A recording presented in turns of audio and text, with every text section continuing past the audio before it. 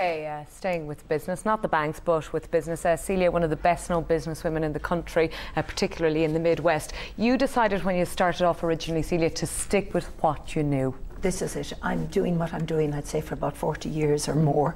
And as I said, you know, I was a young one modelling in Limerick and working with agencies that travelled the country. And all of a sudden then I got well, as to travel with Grace O'Shaughnessy, and I got a bit well known. And then I had shops asking me, was there any other models like me in this area, in the Munster, or, you know, in that whole area that would work. So I looked and thought about it and realised that there was an opening.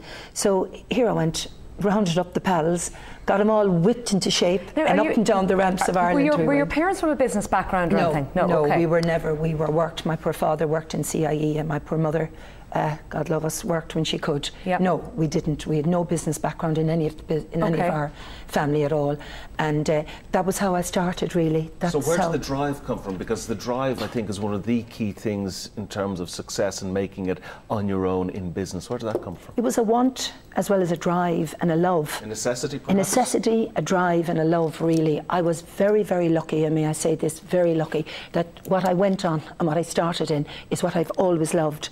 So, I mean, I'm doing shows like I was backstage yesterday at a wedding fair in a small little room. I'm doing that for 40 years and it doesn't bother me. Yeah. I never get upset about it. It's work. And it's a bit of, it's a combination of a few different things that keep me going. And it has given me a fantastic lifestyle, in a sense. I've always half fancied myself on the television, and they gave me an opening into that.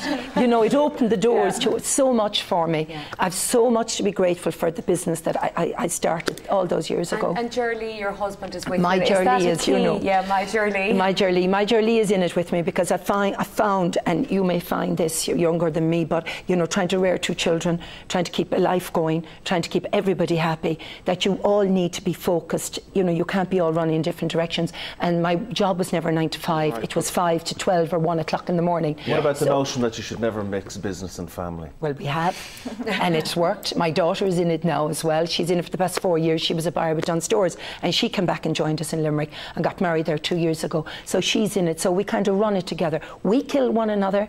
That's fine. We murder one another. Well, I do.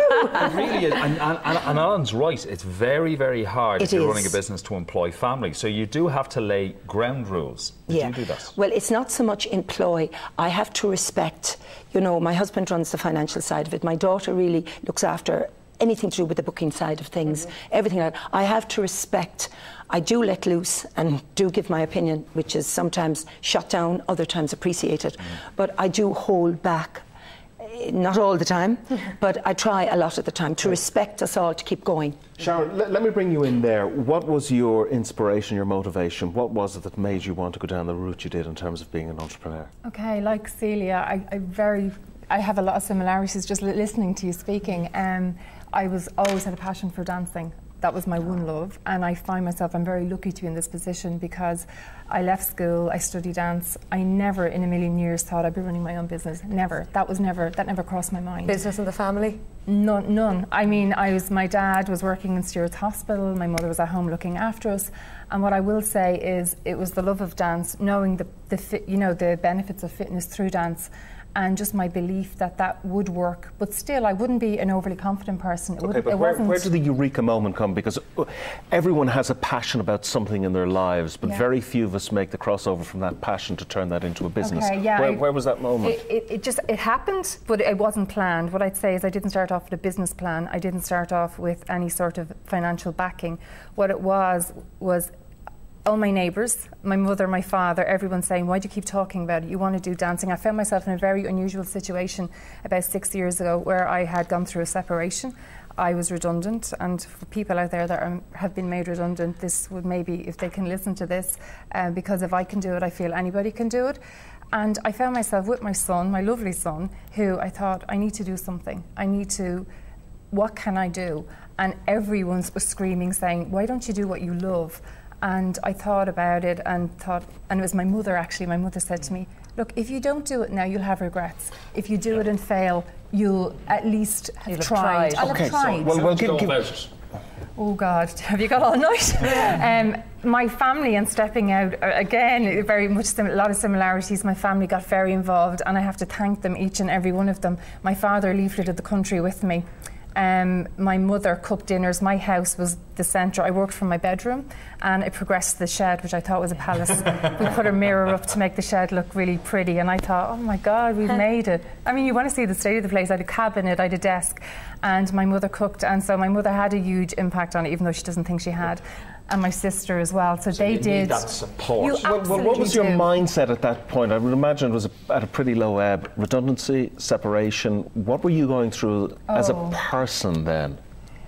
Confused. I think for a little while I was doing this, going, something will happen, but I wasn't. I was trying to blot everything out of my head.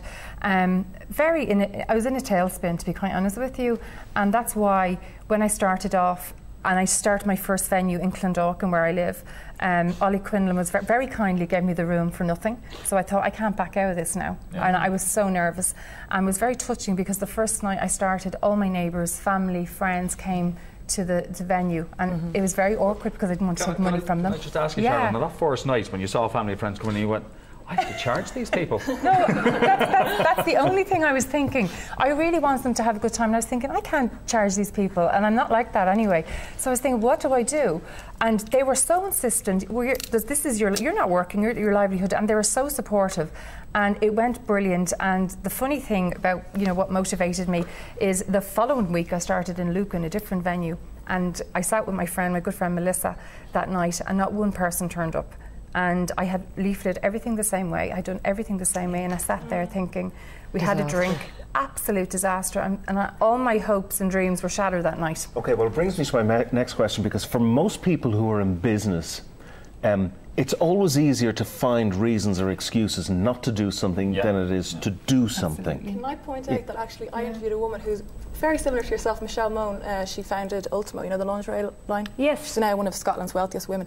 It's very similar circumstances. I think she was made redundant. She was at a really low ebb, and next thing you know, she's a multi-millionairess with people. Going back to that question, the reasons for not doing something then for doing something. Did you go down that road when you hit that first hurdle? You said, "Oh God, not working. Maybe I'll walk away." Your confidence just shatters. You take a nosedive. I was going home thinking, okay, the reality of this is my friends put me through the first night.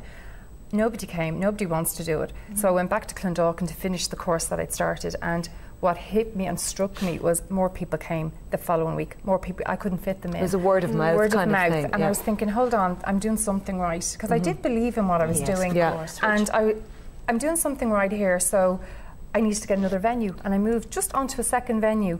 And what struck me, and the lesson I learned that night was, if I get the people into the venue, they can have a great time, and I know what I'm doing, but I just didn't know how to get them in there. Being a working mother, Sharon, it's difficult for everyone, whether you're married or not married, or partner or boyfriend, whatever, in this country. The way creche is so expensive, the lack of tax breaks. How do you work that one out? Well, it does depend. Again, like Celia said, I family. I was very lucky, and I will always thank my family for that. Yeah, I didn't have creche expenses. My mother was up in the house. They supported me, looked after my son, because I'm not the type to leave my son with anyone. And he had his nana there the whole time. So again, I was you were fortunate. Very fortunate.